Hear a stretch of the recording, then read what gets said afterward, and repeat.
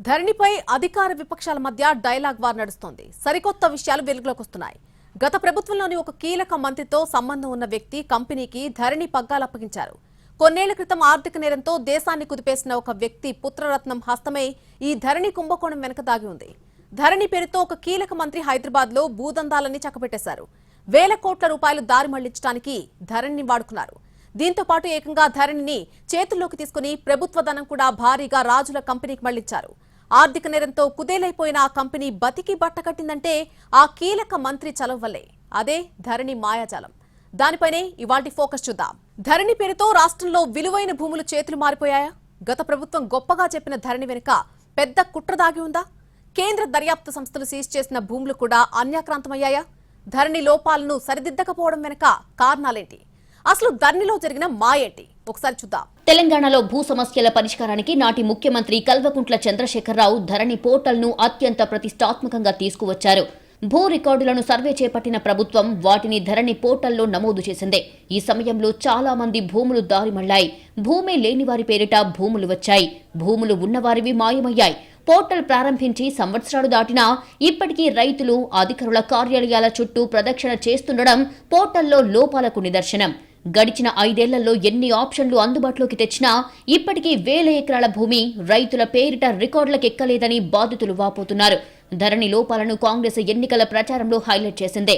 ధరణిని బంగాళాఖాతంలో కల్పిస్తామని కాంగ్రెస్ నేతలు ప్రకటనలు కూడా చేశారు. అధికారంలోకి వచ్చాక కాంగ్రెస్ ధరణిపై ఫోకస్ పెట్టింది. ప్రస్తుతానికి ధరణి పోర్టల్ రద్దు చేసే ఆలోచన లేదని, లోపాలను సరిదిద్దుతామని మాత్రం ప్రభుత్వం చెబుతోంది. భూమాతను సహనానికి ప్రతీకగా చెబుతారు. అదే పేరుతో ఆవిర్భవించిన ధరణి పోర్టల్ మాత్రం భూ యజమానుల సహనానికి పరీక్ష పెడుతోంది. భూముల క్రయ విక్రయాలు, రికార్డుల పరంగా నెలకొన్న సమస్యలపై పరిష్కారం కోసం తహసీల్దార్ కార్యాలయాలకు వెళ్తున్న రైతులను హైరాణ పెడుతోంది. రైతు నేస్తంగా అభివర్ణిస్తున్న ఈ పోర్టల్ కొన్ని అంశాల్లో సమస్యగా మారి రైతులకు కొత్త తలనొప్పులు తెచ్చిపెడుతోంది. భూ రికార్డుల నిర్వహణ, భూ క్రయ విక్రయాల్లో పారదర్శకత కోసం గత ప్రభుత్వం ప్రతిష్టాత్మకంగా ధరణి పోర్టల్ను అందుబాటులోకి తెచ్చింది. భూ క్రయ విక్రయాల్లో కాలాతీతానికి, అవినీతికి అడ్డుకట్ట వేసేందుకు గాను రిజిస్ట్రేషన్, మ్యూటేషన్ను తహసీల్దార్ కార్యాలయం వేదికగా ఒకే చోటుకు తెచ్చింది. అర్జీదారుల విలువైన సమయం వృధా కాకుండా, అవినీతికి ఏమాత్రం ఆస్కారం లేకుండా ఏ లావాదేవైనా 10 నిమిషాల్లో ముగించేసి ఆ తర్వాత వారంలో నేరుగా ఇంటికే పాస్బుక్ వచ్చే విధంగా సిద్ధం చేసిన విప్లవాత్మక వ్యవస్థగా ధరణిని అభివర్ణించారు. అయితే రెవెన్యూ సంస్కరణల్లో భాగంగా తెచ్చిన ఈ కొత్త విధానం కొత్త తలనొప్పులు తెచ్చిపెట్టింది. అమలులో పలు సమస్యలు నెలకొన్నాయి. వాటిని ఒక్కొక్కటిగా పరిష్కరిస్తూ ధరణిని మరింత యూజర్ ఫ్రెండ్లీగా చేసే ప్రయత్నం జరిగిందని నాటి పాలకులు చెప్పుకువచ్చారు. అయితే ధరణిలో కొన్ని చిక్కుముళ్లు మాత్రం అలాగే ఉన్నాయి. గతంలో రిజిస్ట్రేషన్కు సంబంధించి 24 ఆప్షన్లు ఉండేవి. ఇందులో చాలా వరకు ఇప్పుడు లేవు. కొన్నిటికి ఇటీవల ఆప్షన్లు ఇచ్చినా ఇంకా పనిచేయడం లేదు. సబ్ రిజిస్ట్రార్ కార్యాలయంలో రిజిస్ట్రేషన్ జరిగే ఇప్పటికీ మ్యూటేషన్ కాని భూములు చాలానే ఉన్నాయి. గతంలో మ్యూటేషన్ జరిగేలోపు ధరణి రావడంతో ఆ క్రయ విక్రయాలకు సంబంధించి కొనుగోలుదారుల పేరు మీద పాస్బుక్లు రాలేదు. సదరు కొనుగోలుదారులు తహసీల్దార్ కార్యాలయంలో దరఖాస్తులు చేసుకున్నా ఫలితం లేకపోయింది. కాళ్లరిగేలా కార్యాలయాల చుట్టూ తిరిగినా పని మాత్రం కావడం లేదు. ఎందుకంటే ఇందుకు సంబంధించిన ఆప్షన్ ఏ ధరణిలో కూడా లేదు. దీంతో సదరు కొనుగోలుదారులు ఇబ్బందులు పడుతున్నారు. ఆర్థిక అవసరాలు ఏర్పడిన వారు భూమిని అమ్ముకోవాలన్నా పాస్బుక్ లేకపోవడంతో వారికి ఆ అవకాశం లేకుండా పోతోంది. 5 ఏళ్ల క్రితం రాష్ట్ర ప్రభుత్వం కొత్త పాస్బుక్లు జారీ చేసింది.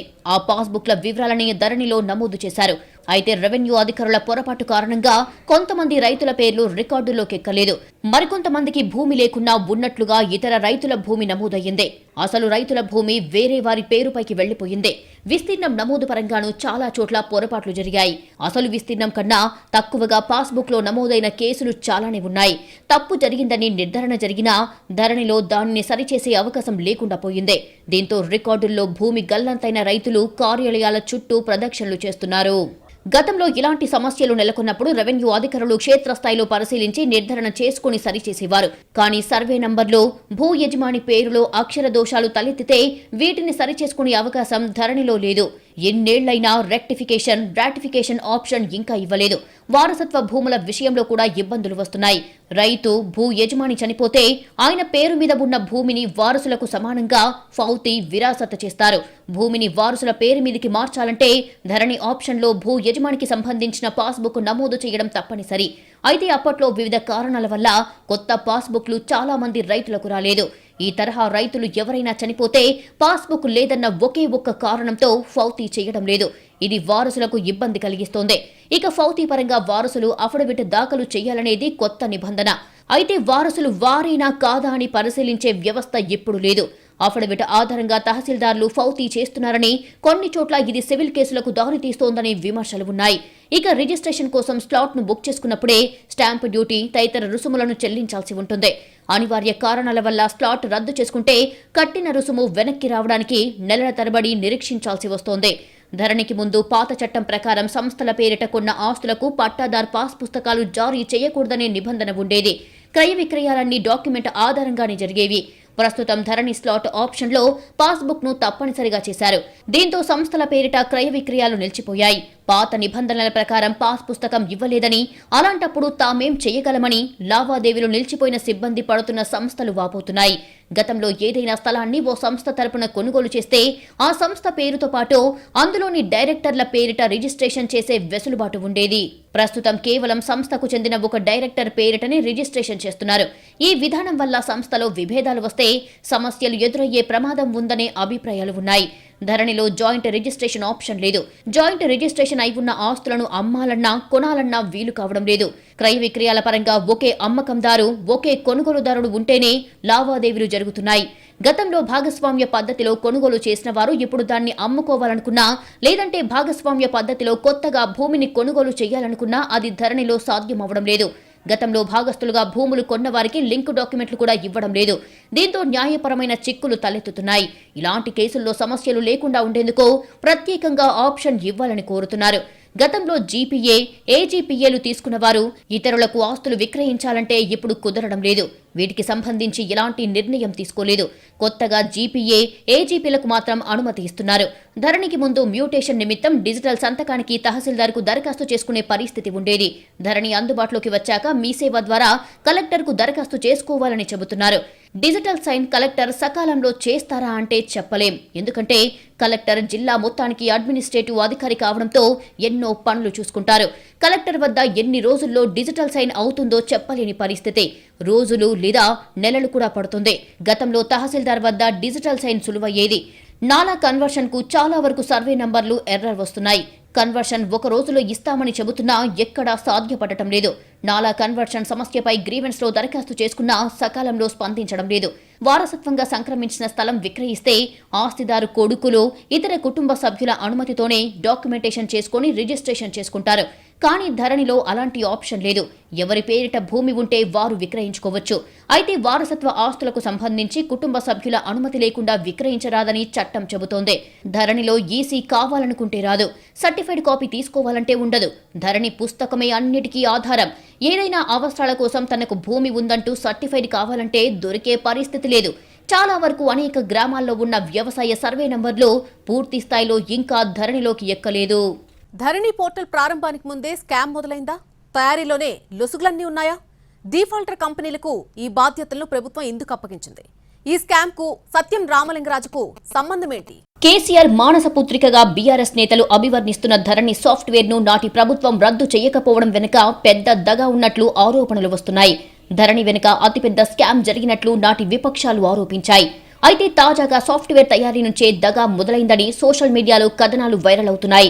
ధరణి సాఫ్ట్వేర్ తయారీ బాధ్యతను బ్యాంకులకు ఎగనామం పెట్టిన డిఫాల్టర్ కంపెనీ క్వాంటెల్లాకు కేసీఆర్ సర్కార్ అప్పగించినట్లు ఆరోపణలు వస్తున్నాయి.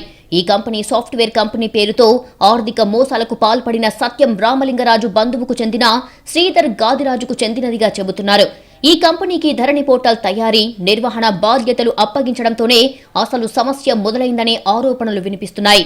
2018లో ధరణి పోర్టల్ సాఫ్ట్వేర్ అండ్ డెవలప్మెంట్ బాధ్యతను IL&FS అనుబంధ సంస్థ అయిన టెర్రాసిస్ టెక్నాలజీకి కేసీఆర్ ప్రభుత్వం అప్పగించింది. అయితే ఈ IL&FS సంస్థ 2018 జూన్లో బ్యాంకులకు లక్షల కోట్ల రూపాయలు ఎగ్గొట్టింది. ప్రభుత్వ యాజమాన్యంలో పనిచేసే NIC, TCS, ఇన్ఫోసిస్ వంటి దిగ్గజ సంస్థలు ఉన్నప్పటికీ డిఫాల్ట్ సంస్థకే ఈ సాఫ్ట్వేర్ డెవలప్మెంట్ బాధ్యతలు అప్పగించడంపై అప్పట్లో అనేక ఆరోపణలు వచ్చాయి. మరోవైపు IL&FS సత్యం రామలింగరాజు బంధువుదని తెలిసి కూడా వివాదాస్పదమైంది. దానికే ఎందుకంత ప్రయారిటీ ఇచ్చారు అన్న ప్రశ్నలు తలెత్తుతున్నాయి. సాఫ్ట్వేర్ తయారీ లోపాలు ఓవైపు స్పష్టంగా కనిపిస్తుంటే మరోవైపు 2020 అక్టోబర్లో పోర్టల్ సామర్థ్యాన్ని లోపాలను పరిశీలించకుండానే ప్రారంభించడం కూడా అనుమానాలకు తావిస్తోంది. ఐఎల్ అండ్ ఎఫ్ఎస్ సంస్థ అనుబంధంగా ఉన్న టెర్రాసిస్ ను ఆ సంస్థ గతంలో విక్రయించింది. దానికి కొనుగోలు చేసిన సంస్థ తిరిగి విక్రయించగా తర్వాత సత్యం రామలింగరాజు బంధువు శ్రీధర్ రాజు సంస్థ క్వాంటెల్లా టేకోవర్ చేశారు.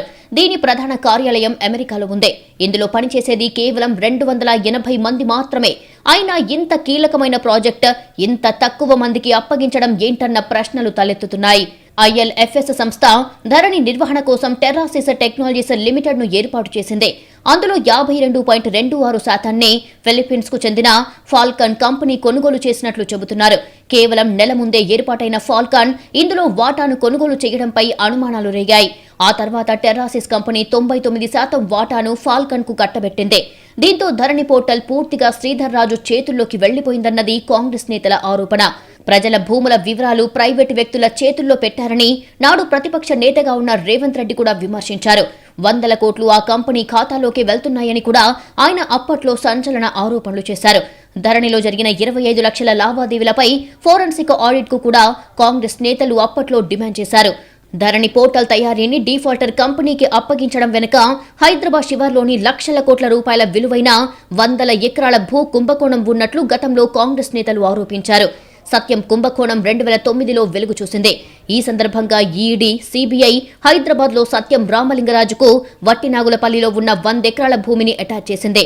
ఇప్పుడు ఈ భూములను లీగల్ గా మార్చుకొని వేల కోట్ల రూపాయలు సంపాదించడానికే ప్రభుత్వం ధరణి పోర్టల్ను రామలింగరాజు బంధువు శ్రీధర్ రాజు కంపెనీ అయిన క్వాంటెల్లాకు అప్పగించినట్లు ఆరోపణలు వినిపిస్తున్నాయి. సత్యం రామలింగరాజు ఈ భూముల కోసం ఈడీని ఆశ్రయించారు. అయితే 8,500 కోట్ల జరిమానా కట్టి భూములు తీసుకోవాలని ఈడీ అధికారులు తెలిపారు.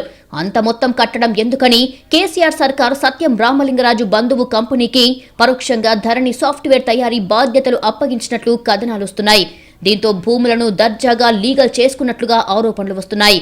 ఈ భూములను గత ప్రభుత్వంలోని పెద్దలు విక్రయిస్తూ వేల కోట్ల రూపాయలు ఆర్జించారని సోషల్ మీడియాలో కోడై కూస్తోంది. మరి ఈ ఆరోపణలపై ప్రభుత్వం ఎలా స్పందిస్తుందో చూడాలి. రంగారెడ్డి జిల్లాలో సత్యం రామలింగరాజు బినామీ సంస్థల పేరుతో కొనుగోలు చేసిన భూములను ఎన్ఫోర్స్మెంట్ అధికారులు గతంలో స్వాధీనం చేసుకున్నారు. లోయకుంటలో పర్యటించిన అధికారులు 439 ఎకరాల్లో బోర్డులు కూడా ఏర్పాటు చేశారు. రంగారెడ్డి జిల్లా లోయకుంట, బోడకొండ గ్రామాల్లో రామలింగరాజు బినామీ ఆగ్రో సంస్థలు వ్యక్తుల పేరుతో సుమారు 3,500 ఎకరాలను కొనుగోలు చేసినట్లు తెలుస్తోంది. భూముల కొనుగోలు కోసం సత్యం రామలింగరాజు 327 కంపెనీలు ఏర్పాటు చేశారు. ఇంకా స్వాధీనం చేసుకోవాల్సిన భూములు 3,000 ఎకరాలు ఉన్నట్లు గుర్తించారు. ఎన్ఫోర్స్మెంట్ అధికారులు స్వాధీనం చేసుకున్న భూముల వివరాలను ప్రకటించింది. మంచాల మండలం లోయపల్లి రెవెన్యూ పరిధిలోని సర్వే నంబర్ 329, 330, 331, 333, 334, 340, 342, 356, 368లోని 489 ఎకరాల భూమిని కేంద్ర ఎన్ఫోర్స్మెంట్ అధికారులు ఆధీనంలోకి తీసుకున్నారు. ఇవి రంగీత్ ఆగ్రో ఫార్మ్స్ 25 ఎకరాలు, తాప్తి ఆగ్రో ఫార్మ్స్ 45 ఎకరాలు, వేనా గ్రీన్ఫీల్డ్ 47 ఎకరాలు, ఆర్య ఆగ్రో పేరిట 47 ఎకరాలు, దేవనార్ద ఆగ్రో 53 ఎకరాలు, ఆయుర్ద గ్రీన్ 21 ఎకరాలు, రామచంద్రరాజు 53 ఎకరాలు, సూర్యనారాయణరాజు 54 ఎకరాలు, ఎస్వి సోమరాజు పేరిట 10 ఎకరాలు ఉన్నాయి. ఇవే కంపెనీల పేరుతో సర్వే నంబర్ 330, 338, 340, 342, 366, 368లలో మరో 134 ఎకరాల భూమిని కొనుగోలు చేశారు. రామలింగరాజు కొనుగోలు చేసిన భూములు రంగారెడ్డి జిల్లాలోనే అధికంగా ఉన్నాయి. మొత్తం 327 కంపెనీల్లో 285 కంపెనీలకు సంబంధించిన ఆస్తులు రంగారెడ్డి జిల్లాలోనే ఉన్నట్లు ఈడీ అధికారులు తెలిపారు. నిబంధనలను తుంగల తొక్కారు. అడ్డగోలుగా వేల కోట్ల రూపాయల విలువైన భూములను అప్పనంగా కొట్టేశారు. ఆఖరకు భూదాన్ భూములను సైతం వదలకుండా కాజేశారు. అక్రమార్కులకు అధికారులు అండగా నిలబడ్డారు. అంతా కలిసి అందిన కాడికి దోచేసుకున్నారు. మరి ఇంత జరుగుతున్నా ప్రభుత్వం చోద్యం చూసిందెందుకు? ధరణి లోపాలకు తోడు జీవో 111 రద్దు వెనుక ఇలాంటి కారణాలెన్నో ఉన్నాయని కాంగ్రెస్ నేతలు ఆరోపిస్తున్నారు. 111 రద్దు ప్రతిపాదనకు కొన్ని నెలల ముందు నుంచే ఆపరేషన్ మొదలైందని కాంగ్రెస్ నేతలు చెబుతున్నారు. రాజధాని శివార్లో సుమారు 1000 కోట్ల విలువ చేసే భూమి పెద్దల వశమైందని, ప్రగతి భవన్లో కీలకంగా వ్యవహరించే ఓ ప్రజా ప్రతినిధి సైతం ఆ భూమిని సొంతం చేసుకున్న వాళ్లలో ఉన్నారని కేంద్ర రాష్ట్ర దర్యాప్తు సంస్థలకు ఫిర్యాదు చేశారు కాంగ్రెస్ నేతలు. నిషేధిత జాబితాలో ఉన్న 29.27 ఎకరాల భూదాన్ భూమిని కూడా కొన్ని బడా సంస్థలు లీడర్లు కలిసి కొనుగోలు చేశారని తెలుస్తోంది. నిషేధిత జాబితాలో వాటిని ఎలా తప్పించారు, అదెలా సాధ్యమయ్యింది, అధికారులు ఎలా అనుమతిచ్చారు, వారిపై ఒత్తిడి తెచ్చిందెవరు అనే విషయాలకు వ్యవహారాలన్నీ తెలిసిన 9 శాఖల అధికారులు సమాధానం చెప్పాల్సి ఉంది. రాజధాని శివార్లలో అత్యంత ఖరీదైన స్థలాలు బడా కంపెనీల సొంతమయ్యాయి. నిషేధాజ్ఞలు తుంగలో తొక్కి సొంతం చేసుకున్నారు. జీవో 111 ఎత్తేస్తారు అన్న విషయాన్ని ముందే పసిగట్టిన పెద్దలు ఆపరేషన్ మొదలుపెట్టారు. హైటెక్ సిటీ, ఫైనాన్షియల్ డిస్ట్రిక్ట్ కు దగ్గరగా ఉండే భూములను కొనుగోలు చేశారు. అవి వివాదాస్పద భూములైనా వాటిపై కేసులు ఉన్నా రిజిస్ట్రేషన్ చేయొద్దని POB 22A జాబితాలో నమోదు చేసినా పర్వాలేదంటూ కొనేశారు. అటు రెవెన్యూ, ఇటు స్టాంప్స్ అండ్ రిజిస్ట్రేషన్ శాఖ అధికారుల సంపూర్ణ సహకారంతో హస్తగతం చేసుకున్నారు. 1 కాదు 2 కాదు, ఏకంగా హైదరాబాద్ నగర శివార్లలో 29.27 ఎకరాలను కొల్లగొట్టేశారు. క్షేత్రస్థాయిలో గుంట భూమి కూడా కనిపించడం లేదు. అంతా రికార్డుల్లో, ధరణి పోర్టల్లో POB జాబితాలో మాత్రమే దర్శనమిస్తోంది. వాటిలోనూ కొనుగోలుదారుల వివరాలు కూడా ఉండటం విశేషం. రంగారెడ్డి జిల్లా గండిపేట మండలం వట్టినాగులపల్లి రెవెన్యూ పరిధిలో సర్వే నంబర్ 186, 187, 188, 189లో 29.27 ఎకరాల భూదాన్ భూమి ఉంది. దీని విలువ జీవో 111 ఎత్తేసిన తర్వాత అమాంతంగా 1000 కోట్లకు చేరింది. సరిగ్గా ఆ భూమికి సంబంధించి ప్రగతి భవన్లో కీలకంగా వ్యవహరించే ఓ ప్రజా ప్రతినిధి కూడా కొనుగోలుదారులో ఉన్నట్లు ఎన్కంబరెన్స్ సర్టిఫికెట్ ద్వారా స్పష్టమవుతోందన్నది ఆరోపణ. వట్టినాగులపల్లి పరిధిలోని ఈ 4 సర్వే నంబర్లలో వందలాదిగా క్రయ విక్రయాలు సాగాయి. అందులో 2022లో జరిగిన సేల్ డీడ్స్ కూడా ఉన్నాయి. కొందరు పట్టాదారు పాస్ పుస్తకం పొందితే మరికొందరు ఇంటి స్థలాలుగా సేల్ డీడ్స్ చేయించుకున్నారు. రెవెన్యూ, స్టాంప్స్ అండ్ రిజిస్ట్రేషన్ శాఖల్లో ఈ భూములపై నిషేధాజ్ఞలు కొనసాగుతున్నట్లు ధరణి పోర్టల్, IGRS వెబ్సైట్ల ద్వారా స్పష్టమవుతోంది. అయినా రిజిస్ట్రేషన్లు ఎలా చేశారో గండిపేట తహసీల్దార్కే తెలియాలి. ఈ సర్వే నంబర్లలో ప్లాట్లుగా 1982 నుంచి 2022 ఏప్రిల్ 22 వరకు ఏకంగా 900 క్రయ విక్రయాలు చోటు చేసుకున్నాయి. వ్యవసాయ భూములుగా కూడా కొందరు పెద్దలు రిజిస్ట్రేషన్ చేయించుకున్నారు. ఓ ఎమ్మెల్సీ పేరిట 2.38 ఎకరాలు నమోదై ఉంది.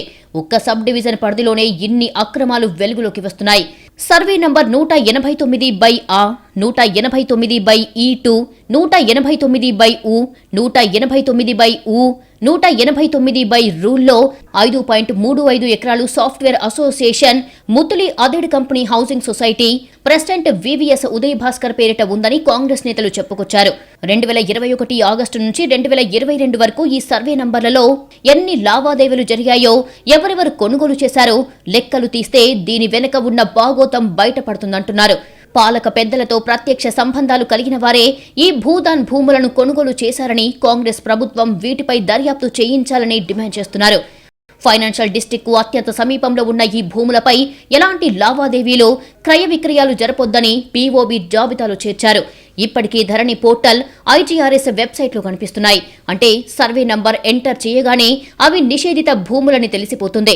వాటిని రిజిస్ట్రేషన్ చేయడానికి సాఫ్ట్వేర్ అంగీకరించకూడదు. కానీ ఈ క్రయ విక్రయాలు మాత్రం జరిగిపోయాయి. అసలు అలా ఎలా జరిగాయి? ఏ అధికారి చేశారు? కోర్టు ఆర్డర్లేమైనా ఉన్నాయా? కోర్టు అవి భూదాన్ భూములు కాదు, పట్టా భూమి అని ఏమైనా తీర్పు వెలువరించిందా? ఈ ప్రశ్నలకు తహసీల్దార్, కలెక్టర్ సమాధానం చెప్పాల్సి ఉంటుంది. వీటిని 22A కింద చేర్చినప్పటికీ రిజిస్ట్రేషన్లు ఎలా చేశారని ఏపీ భూదాన్ బోర్డు సభ్యులు గతంలోనే ప్రశ్నించారు. దీనిపై హైకోర్టులోనూ కేసు నడుస్తోందని, ఇవన్నీ ఉండగానే క్రయ విక్రయాలకు రెవెన్యూ అధికారులు తెరతీయడం వెనుక ఆంతర్యమేంటూ అర్థం కావడం లేదని బోర్డు సభ్యులంటున్నారు. రియల్ ఎస్టేట్ వ్యాపారులు ఈ భూమిపై చాలా కాలం నుంచి కన్నేశారని, కాపాడేందుకు సర్వశక్తులు ఒడ్డినట్టు కాంగ్రెస్ నేతలు వాపోతున్నారు. ఇవేవి పట్టించుకొని గండిపేట తహసీల్దార్ రిజిస్ట్రేషన్ చేయడం చట్ట వ్యతిరేకమన్నారు. వట్టినాగులపల్లిలోని ఈ 4 సర్వే నంబర్లలో 29.27 ఎకరాల భూమిని రాజనగరి మల్లారెడ్డి, మరో 7గురు భూదానం చేశారు. ఈ మేరకు భూదాన పత్రాలు ఉన్నాయి. 1980 వరకు బాగానే ఉంది. కానీ 2000 సంవత్సరంలో క్రయ విక్రయాలు జరుగుతున్నాయని గుర్తించిన భూదాన్ యజ్ఞ బోర్డు CCLAకు ఫిర్యాదు చేసింది. అప్పటి నుంచి వివాదాలు కొనసాగుతున్నాయి. 2004లో రంగారెడ్డి జాయింట్ కలెక్టర్ ఆధ్వర్యంలో దర్యాప్తు జరిగింది. ఆ తర్వాత బోర్డు 20 గుంటల వంతున 60 మందికి పట్టాలు పంపిణీ చేసింది. వివిధ కారణాలు చూపి రెవెన్యూ శాఖ దానిని అమలు చేయలేదు. దీనిపై హైకోర్టులో వాదనలు నడిచాయి. కౌంటర్ దాఖలు చేయాలని CCLAను ధర్మాసనం ఆదేశించింది. రెవెన్యూ అధికారులు సామాన్యుల పట్టా భూములను అన్యాయంగా, అక్రమంగా POBలో నమోదు చేసి ముప్ప తిప్పలు పెడుతున్నారు. ఇక్కడేమో పీఓబీలో ఉంచిన భూదాన్ భూములను పెద్దోళ్లు కొనుగోలు చేశారని నిషేధాజ్ఞలను తొలగించి సేల్ డీడ్ చేశారు. వారి చేతుల్లో పట్టాదారు పాస్ పుస్తకాలు పెట్టారు. ఇదంతా చోటు చేసుకుంటున్నప్పటికీ తిరిగి ప్రొహిబిటెడ్ ప్రాపర్టీస్లో ఈ నంబర్లు దర్శనమిస్తున్నాయి. మరి క్రయ విక్రయాలు ఏ చట్టం ప్రకారం చేశారన్నది ప్రశ్నార్థకంగా మారింది.